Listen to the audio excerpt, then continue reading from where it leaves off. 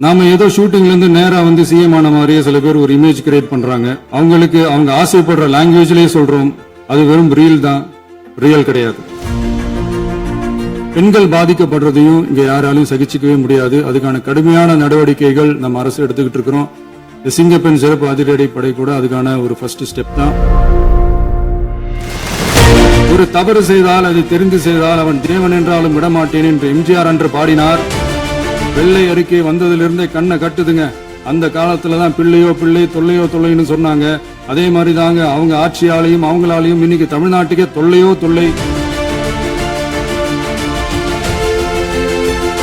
எங்க சட்டமன்ற உறுப்பினர்களுக்கும் அமைச்சர்களுக்கும் மக்கள் பணி செய்ய தெரிஞ்ச அளவுக்கு மக்கள் பணத்தை சுருட்ட தெரியாதுதான். மறுபடியும் சொல்றேன், கட்சி நிதின்ற பேர்ல அடிச்ச கொள்ளைய ஒன்னா கவர்மெண்டோட கஜானாக்குள்ளேயே கொண்டு சேர்த்துக்கிட்டே இருக்கிறாங்க. இப்பவும் சொல்றேன், மக்கள் பணத்திலிருந்து ஒரு பைசா கூட தொடமாட்டோம், தொடவும் விடமாட்டோம், தொட்டா விடமாட்டோம், இதுக்கு முன்னாடி தொட்டவங்களையும் விடமாட்டோம்.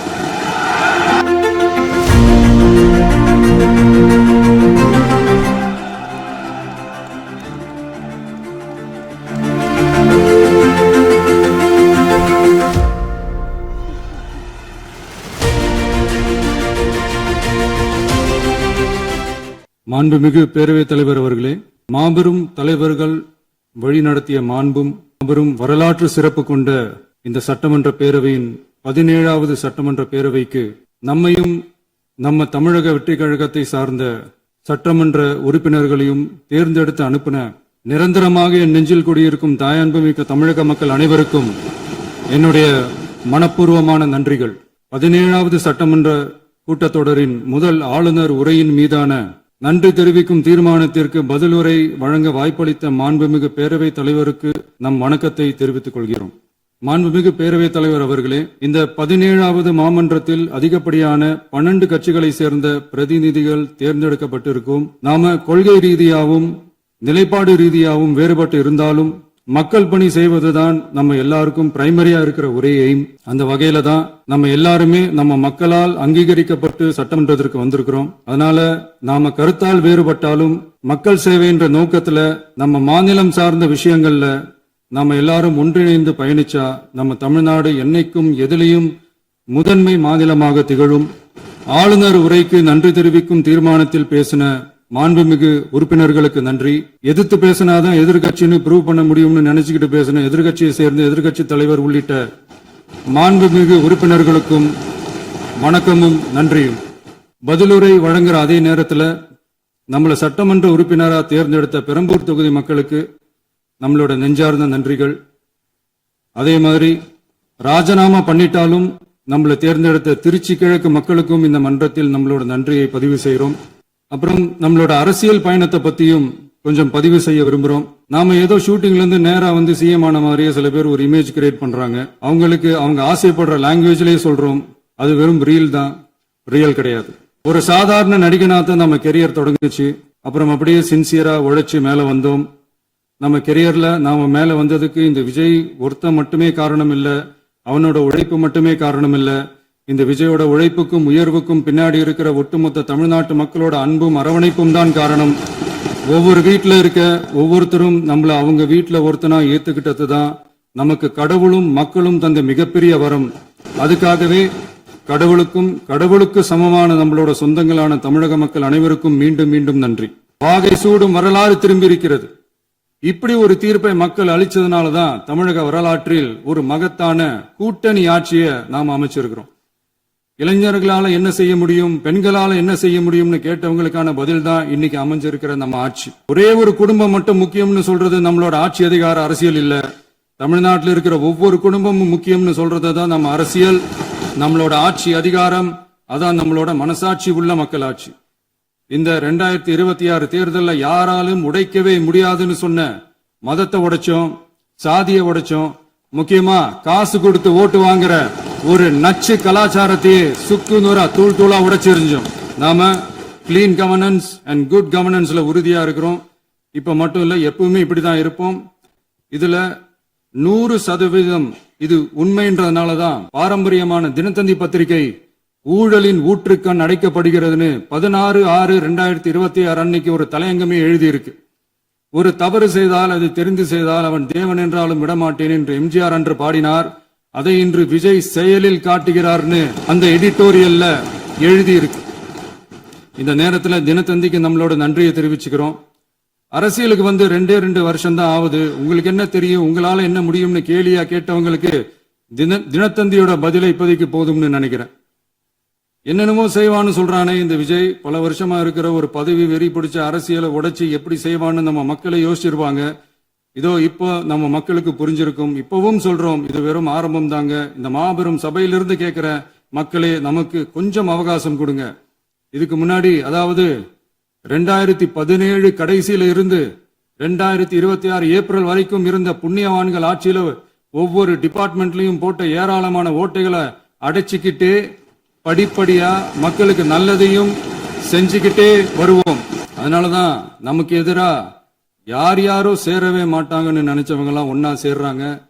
நம்ம ஆட்சிக்கு டேட்டு குறிக்கிறாங்க. சரி, அவங்கள நம்ம மக்களே பார்த்துப்பாங்க, அதை விடுங்க. வெள்ளை அறிக்கையா வெளியிட்டோம். வெள்ளை அறிக்கை வந்ததிலிருந்தே கண்ணை கட்டுதுங்க. அந்த காலத்துலதான் பிள்ளையோ பிள்ளை தொல்லையோ தொல்லைன்னு சொன்னாங்க. அதே மாதிரி தாங்க அவங்க ஆட்சியாலையும் அவங்களாலையும் இன்னைக்கு தமிழ்நாட்டுக்கே தொல்லையோ தொல்லை. இப்படி ஒரு நிலைமையை உண்டாக்கி வச்சுட்டு இவங்க சொல்றாங்க நமக்கு ஆட்சி செய்ய தெரியாதுன்னு. நம்ம அமைச்சர்களுக்கும் நம்ம சட்டமன்ற உறுப்பினர்களுக்கும் ஒன்னும் தெரியாதுன்னு. ஆமாங்க, எங்களுக்கு தெரியாதுதான். எங்க சட்டமன்ற உறுப்பினர்களுக்கும் அமைச்சர்களுக்கும் மக்கள் பணி செய்ய தெரிஞ்ச அளவுக்கு மக்கள் பணத்தை சுருட்ட தெரியாதுதான். மாண்புமிகு பேரவைத் தலைவர் அவர்களே, எதிர்ப்பவர்கள் எதிர்க்கட்சி என்பதற்காக எங்கள் ஆட்சி மீது 1000 பழி போடலாம். ஆனாலும் தமிழக மக்களுக்கு உண்மையை உணர்த்த வேண்டியது நம்மளோட கடமை. மின்வெட்டை பொறுத்தவரை தமிழ்நாடு மின்மிகை மாநிலமாக இருந்தாலும் கடந்த காலங்களில் ஏற்பட்ட நிர்வாக குளறுபடிகளும் மின்சார சாதனங்கள் மற்றும் மின் மாற்றிகளில் ஏற்படும் பழுதாலும் வேண்டுமென்றே சிலரின் நடவடிக்கைகளாலும் இந்த மின்வெட்டிற்கு காரணமாக உள்ளது. மின் விநியோக மீட்பு நடவடிக்கைகளை ஒருங்கிணைப்பதற்காக எதிர்பாராமல் இரவு நேரங்களில் ஏற்படும் மின் தடங்களை விரைந்து சரி செய்வதில் 10 உயர்மட்ட கண்காணிப்பு குழுக்கள் மற்றும் 125 சிறப்பு மின் தடை நீக்க ரோந்து வாகனங்கள் வழங்கப்பட்டு 24 மணி நேரமும் கண்காணிக்கப்படுகிறது. கூடுதலாக தற்போது 77 புதிய மின் தடை நீக்க மையங்களும் உருவாக்கப்பட்டுள்ளன. விரைவில் இந்த மின்வெட்டு நிலைமை அறவே நீக்கப்படும். மாண்புமிகு பேரவைத் தலைவர் அவர்களே, நம்ம விவசாயிகள் எல்லாரும் நம்மள நல்லா புரிஞ்சுக்கிட்டு தமிழக வெற்றி கழகத்தை ஏத்துக்கிட்டாலும் எதிர்கட்சிகளோட தூண்டுதலால சில இடங்கள்ல சில போராட்டங்கள் நடக்குது. எதிர்கட்சிகள் என்னதான் சித்து வேலை செஞ்சாலும் விவசாய பெருமக்கள் எல்லாரும் நம்ம ஆட்சி அவங்களுக்கான ஆட்சி தான் நல்லா புரிஞ்சுதான் வச்சிருக்கிறாங்க. இந்த வருஷம் எல்னினோ விளைவா எப்பவும் இருக்கிறத விட இந்த டைம் மழை குறையுங்கிறதையும் நம்ம விவசாயிகள் உணர்ந்துதான் இருப்பாங்க. இருந்தாலும் நம்ம அரசு நம்ம விவசாயிகளோட வாழ்வாதாரத்துக்காக பக்கபலமாகவும் உறுதியாகவும் துணை நிற்கும்ங்கிறத தெரிவிச்சுக்கிறோம். அதே மாதிரி பெண்கள் பாதிக்கப்படுறதையும் இங்க யாராலையும் சகிச்சுக்கவே முடியாது. அதுக்கான கடுமையான நடவடிக்கைகள் நம்ம அரசு எடுத்துக்கிட்டு இருக்கிறோம். இந்த சிங்கப்பெண் சிறப்பு அதிரடி படை கூட அதுக்கான ஒரு ஃபர்ஸ்ட் ஸ்டெப் தான். அதே மாதிரி இந்த போதைப் பொருள் நடமாட்டம் அதை கண்ட்ரோல் பண்றதுக்கும் நம்ம அரசு கடுமையான நடவடிக்கைகள் எடுத்துக்கிட்டு இருக்கிறோம். அதையும் கண்டினியூ பண்ணி எடுப்போம். மாண்புமிகு பேரவைத் தலைவர் அவர்களே, இப்ப நான் சொன்ன இந்த பிரச்சனைகள்லாம் 2026 போன மாசம் மே மாசம் 10ஆம் தேதி புதுசா வந்துடல. இதெல்லாம் பல வருஷமா இருக்கிற பிரச்சனைகள் தான், பல வருஷமா கண்டுக்காம விட்ட பிரச்சனைகள் தான். பார்ட்டி ஃபண்ட் கட்சி நிதி அப்படின்ற பேர்ல அடிச்ச கொள்ளையெல்லாம் ஒண்ணு இப்போ கவர்மெண்டோட கஜானாவுக்குள்ள கொண்டு சேர்த்துக்கிட்டே இருக்கிறோம்.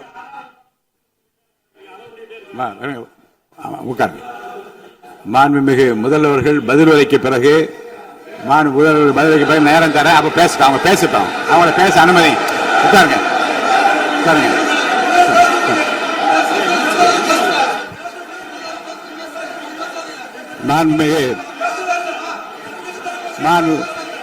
அலோவ் பண்றேன் உட்காருங்க. மாண்பு உறுப்பினர்கள் நீங்க இங்க உட்காருங்க, அமைதியா உட்காரு. நீங்க எல்லாம் உட்காருங்க. உட்காருங்க. மாண்புமிகு நீங்க எல்லாரும் உட்காருங்க. அமைதியா உட்காருங்க. இருங்க, உட்காருங்க. அப்புறம் நீங்க என்ன உட்காருங்க. நான் கொடுங்க, உட்காருங்க. நான் பாயிண்டா கொடுங்க, நான் கொடுக்குறேன். உட்காருங்க. உட்காருங்க உட்காருங்க உட்காருங்க உட்காருங்க உட்காருங்க உட்காருங்க உட்காருங்க. மாண்புமிகு முதல்வர் அவர்கள் கோர்வையாக நிதானமாக சொல்லிக்கொண்டே இருக்கிறார். நீங்க குறிப்பெடுத்து வைத்துக் கொள்ளுங்கள். பேசி முடித்தவுடன் நான் உங்களுக்கு அவகாசம் தருகிறேன். நீங்க ஒன்னு ஒன்னா சொல்லுங்க, என்ன என்று நீங்க சொல்லுங்க. உங்க சொல்லுகிற வாய்ப்பை நான் உங்களுக்கு தருகிறேன். இப்போது மாண்புமிகு முதலமைச்சர் உங்கள் உரையை தொடரலாம்.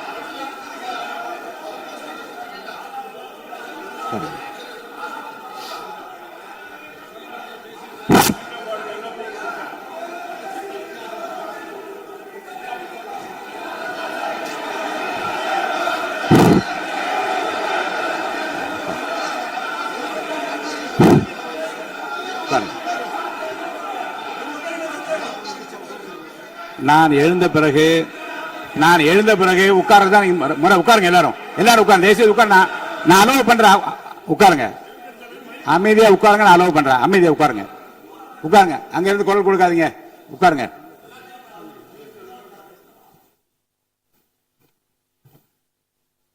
இனிமையான இந்த விவாதத்தில் இதுவரை குறுக்கீடுகள் இல்லாமல்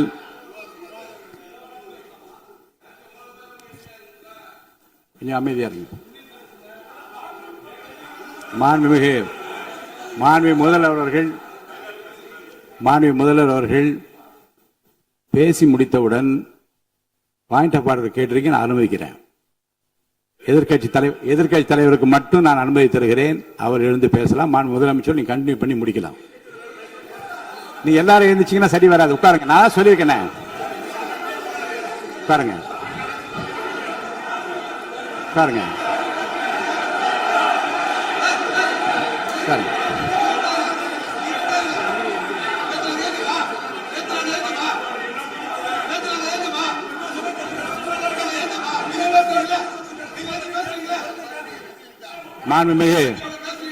மாண்பு உறுப்பினர்கள் அமைதி காக்க வேண்டும். நேற்று எதிர்க்கட்சி தலைவர் பேசுகிற போதும் அவர் பேசுகிற எல்லாவற்றுக்கும் நான் அனுமதி அளித்தேன்.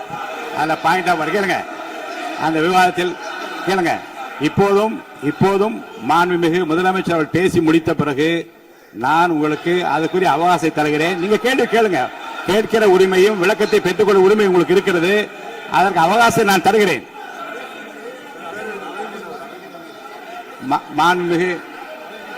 மாண்புமிகு உறுப்பினர் அமருங்க.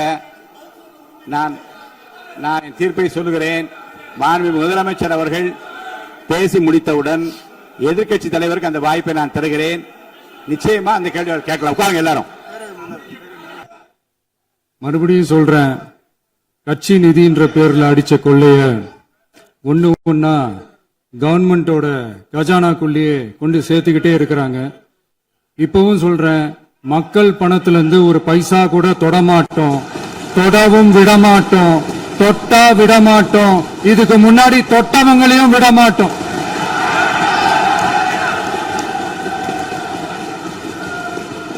ஒவ்வொரு ஊழலா வெளியில வரும் போலயே ஒவ்வொரு வேஷமா கலைஞ்சிரும் போலவே இங்க இருக்கிற நிறைய பேரு நடுங்கி போய் இதுல நம்ம மேல அவதூறு வேற. இப்ப புதுசா ஒரு வெப்பன் ஒண்ணு கொண்டு வந்திருக்காங்க. அது என்ன தெரியுமா? அவங்க தயவால தான் நம்ம ஆட்சி நடக்குதாம். மக்கள் தயவால இந்த ஆட்சி நடந்துகிட்டு இருக்கு. மனசாட்சி உள்ள சக்திகளோட ஆதரவால இந்த ஆட்சி நடந்துகிட்டு இருக்கு. நாங்க தான் அனுப்பி வச்சோம் அப்படின்றாங்களே. அனுப்பி வச்சவங்களுக்கு மினிஸ்ட்ரியில இடம் கொடுத்தா ஏன் கதறீங்க? ஏன் இவ்வளவு கோவம்? ஏன் இவ்வளவு கதறல்ஸ்? இதுல இன்னொரு முக்கியமான விஷயம், மார்க்சிஸ்ட் கம்யூனிஸ்ட் கட்சி நமக்கு ஆதரவு கொடுத்தது சுயேட்சையா எடுத்த முடிவுன்னு சொல்றாங்க. அதே மாதிரி இந்திய கம்யூனிஸ்ட் கட்சி நமக்கு ஆதரவு கொடுத்தது சுயேட்சையா எடுத்த முடிவுன்னு சொல்றாங்க.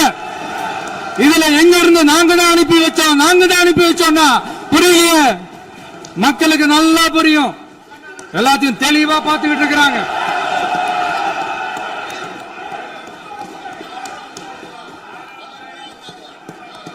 முதலமைச்சர் கண்டினியூ பண்ணலாம். மாண்பு முதலமைச்சர்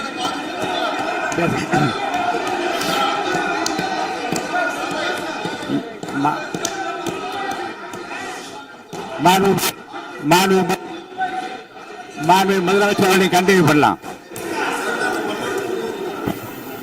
நீ கண்டினியூ பண்ணலாம்.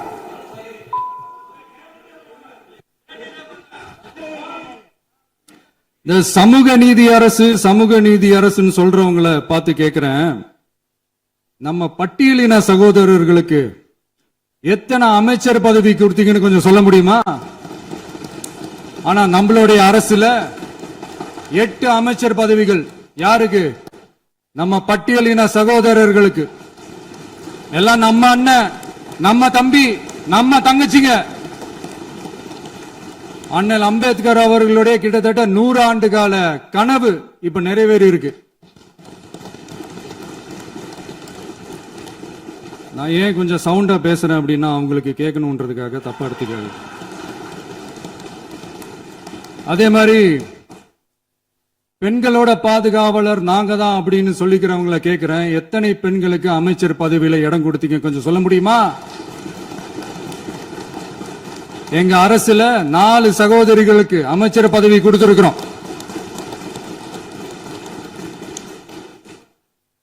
அதனால மக்களால் நிராகரிக்கப்பட்டு மக்களால் அகற்றப்பட்டவங்களுக்கு ஒண்ணு சொல்லிக்கிறோம், தப்பே செய்ய மாட்டோம், ஊழலே செய்ய மாட்டோம், நேர்மையா தான் இருப்போம், நியாயமா தான் இருப்போம் அப்படின்னு சொல்றவங்களால மட்டும்தான் கூட்டணி ஆட்சி அமைக்க முன்வரும். ஆட்சியிலையும் பங்கு, அதிகாரத்திலையும் பங்கு கொடுக்க முன்வரும். ஊழல்லையே ஊறி போனவங்களால இந்த கூட்டணி ஆட்சியோ ஆட்சியிலையும் பங்கோ அதிகாரத்திலையும் பங்கு கொடுக்க முன்வராது. மெஜாரிட்டி இருந்தாலும் தரமாட்டாங்க, மெஜாரிட்டி இல்லைனாலும் தரமாட்டாங்க. கேட்டா ரெடிமேடா ஒரு பதில் ஒண்ணு வச்சிருப்பாங்க, கூட்டணி ஆட்சியை மக்கள் விரும்ப மாட்டாங்கன்னு. அதே மக்கள் தான் இப்ப அவங்கள பார்த்து சிரிக்கிறாங்க. நான் பதவி ஏத்த அன்னைக்கு கொஞ்சம் டைம் அவகாசம் கேட்டேன்.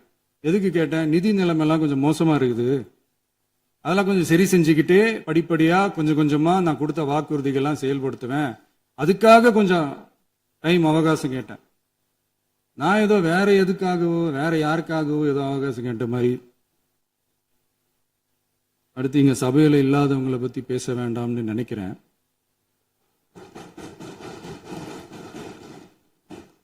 இங்க நம்மளை பத்தி அவதூறு பரப்புறதோட மட்டும் இல்லாம இப்ப நம்ம மக்கள் மேலேயும் அவதூறு பரப்ப ஆரம்பிச்சுட்டாங்க.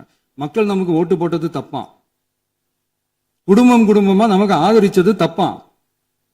இது இப்ப இல்ல, நான் சொல்றது எம்ஜிஆர் அவர்கள் காலத்திலிருந்தே. அப்பவே அவர் ஜெயிச்சப்போ அதே மக்களை தப்பா பேசுறது. மக்கள் என்ன பண்ணிட்டாங்க, எம்ஜிஆர் என்ன பண்ணிட்டாரு, எம்ஜிஆர் என்ன இது பண்ணிட்டாரு. 50 வருஷமா ஒரே டெக்னிக்கா.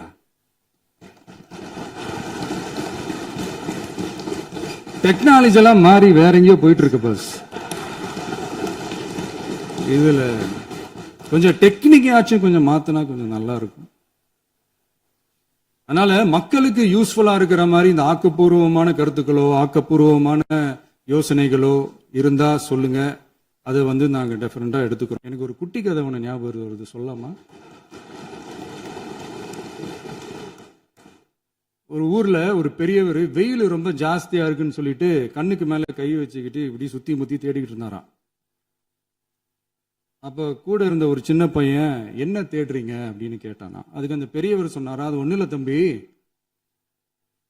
உங்க அப்பா இங்கதான் இருப்பாருன்னு சொன்னாங்க, அதான் தேடிக்கிட்டு இருக்கேன். எங்க உங்க அப்பாவையா காணோம்?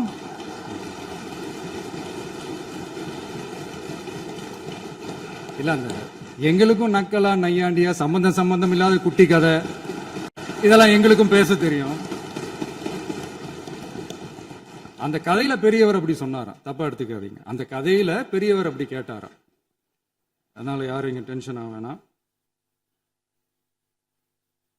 அதனால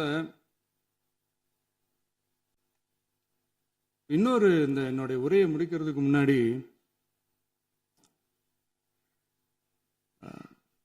போயிட்டாங்க, பேசலாமா? உங்க கருத்துக்களை நீங்க முழுமையாக மன நிறைவோடு பேசலாம். டிவியில பார்க்கலாம். சரி, அதான் 5 நிமிஷம் பேசுனதுக்கே கொலத்தூரி இந்த ஆட்டம் ஆயிடுச்சு. பேசுனா அப்புறம் என்ன பண்றது? கடைசியா நான் இந்த உரையை முடிக்கிறதுக்கு முன்னாடி ஒரு முக்கியமான ஒரு விஷயம் பத்தி சொல்லணும். ஆளுநர் உரை அன்னைக்கு இந்த தமிழ் தாய் வாழ்த்துக்கு அப்புறம் தேசிய கீதம் பாடினது தப்பு, தேசிய கீதம் 2 முறை பாடினது தப்பு, அப்படி ஒரு நிகழ்வு இதுக்கு முன்னாடி இந்த சட்டசபையில நடந்ததே கிடையாது, அந்த மரபே மாத்திட்டீங்க, இப்படி ஒரு பெரிய ஒரு போர் மாதிரி எதிர்கட்சியை சார்ந்தவங்க எல்லாம் சொன்னாங்க இல்லையா. அந்த மாநில உரிமை போராளிகளை, அந்த மரபு காக்கிற உரிமை போராளிகளை ஒரே ஒரு கேள்விதான் கேட்கணும். 2021 ஆகஸ்ட் 2 ஞாபகம் இருக்கா? Centenary celebration of Tamil Nadu legislature. அந்த ஃபங்க்ஷன்ல நம்ம முன்னாள் முதலமைச்சர் கருணாநிதி அவர்களோட கலைஞர் அவர்களுடைய கலைஞர் அவர்களுடைய புகைப்படத்தை மாண்புமிகு குடியரசுத் தலைவர் திறந்து வைக்கிற ஒரு ஃபங்க்ஷன். அந்த ஃபங்க்ஷன்ல national anthem followed by Tamil Thai Vazhthu அப்படின்னு அறிவிச்சது ஞாபகம் இருக்கா? அதாவது தேசிய கீதத்துக்கு அப்புறமா 2வது முறையா, நோட் திஸ் பாயிண்ட் மாண்புமிகு பேரவைத் தலைவர் அவர்களே, பிளீஸ் நோட் திஸ் பாயிண்ட். தேசிய கீதத்துக்கு அப்புறம் 2வது முறையாக தமிழ் தாய் வாழ்த்து பாடப்படும் அப்படின்னு சொன்னது ஞாபகம் இருக்கா? அதுவும் முத்தமிழ் அறிஞர் அப்படின்னு சொல்ற நம்ம கலைஞர் அவர்களுடைய அந்த புகைப்படம் வெளியிட்டு விழாவில் அவர் இருந்த இதே சபையில தமிழ 2வது இடத்துக்கு தள்ளினது யாருன்னு ஞாபகம் இருக்கா? அது மட்டும் இல்ல, அந்த தேசிய கீதத்தை நாட்டுப்பண் நேஷனல் ஆந்தம்னு சொல்லி அதே ஃபங்க்ஷன்ல கடைசியா ஃபங்க்ஷன் முடியும் போது செகண்ட் டைம் தேசிய கீதம் பாடினதும் ஞாபகம் இருக்கா? இதே அவையில் தான், அது அவை குறிப்பிலும் இருக்கிறது, இதே அவையில் தான் நடைபெற்றது. இந்த தக்க நேரத்தில் இந்த ஆதாரங்களை அளித்த மாண்பு முதல் அவர்களுக்கு நன்றியை தெரிவித்துக் கொள்கிறேன். டவுட் இருந்தா இந்த புக்கை பார்த்து தெரிஞ்சுக்கலாம். அதனால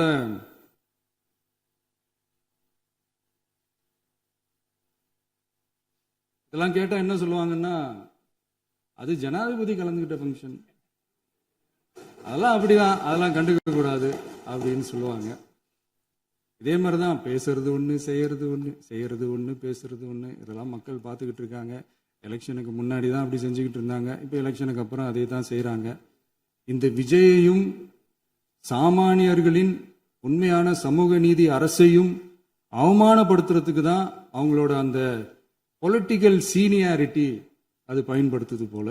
சரி, செய்யட்டும், நல்லா செய்யட்டும். இப்போ ஆனாலும் நம்மளுடைய மாநில உரிமை, மொழி உரிமை, உத்தமபுத்திரர் போல வேஷம் போடுற எதிர்கட்சிக்கு ஒன்றை மட்டும் ஆணித்தரமாக சொல்றோம். உங்களை மாதிரி தமிழ்னு சொல்லிக்கிட்டு, மொழி, பண்பாடு, கலாச்சாரம்னு சொல்லிக்கிட்டு ரெட்டை வேஷம் போடுறவங்க நாங்க கிடையாது. உலகெங்கும் வாழும் என் தமிழ் சொந்தங்களுக்கு நம்முடைய உத்தரவாதம் தமிழ் தான் எங்க உயிர் நாடி அப்படின்றத மறக்க மாட்டோம். இப்பவும் சொல்றோம், மாநில உரிமையில எப்பவும் உறுதியா இருப்போம். அதே சமயத்துல அரசியல் வேற, ஒன்றிய மாநில அரசுகளுக்கு இடையே இருக்கிற நிர்வாக அணுகுமுறை வேற. இதுல நாங்க ரொம்ப தெளிவா இருக்கிறோம். அதனால எங்களுக்கு பாடம் எடுக்கிறதா நினைச்சுக்கிட்டு உங்க வேஷத்தை நீங்களே கொஞ்சம் கொஞ்சமா கலைச்சிக்கிட்டே வர்றீங்க, மறந்துடாதீங்க. அப்புறம் நேத்து எதிர்கட்சி தலைவர், மாண்புமிகு எதிர்கட்சி தலைவர் பேசும்போது நிறைய பேசினாங்க. அதுல ஒண்ணு மட்டும் அரசு சொல்றதா நினைச்சுக்கிட்டு நம்மளை இன்டைரக்டா ஈவில் அப்படின்ற அந்த வார்த்தையை யூஸ் பண்ணாங்க. எனக்கு ஒண்ணுதான் சொல்லணும்னு தோணுது. ஈவில்ஸ்னு டெவில்ஸ் பேசக்கூடாது.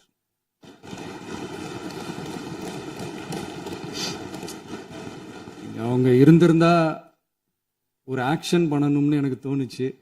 எல்லாரும் போயிட்டாங்க. பர்மிஷன் பண்ணலாமா? இப்பவும் பண்ணலாம், ஒன்றும் தப்பு இல்லை.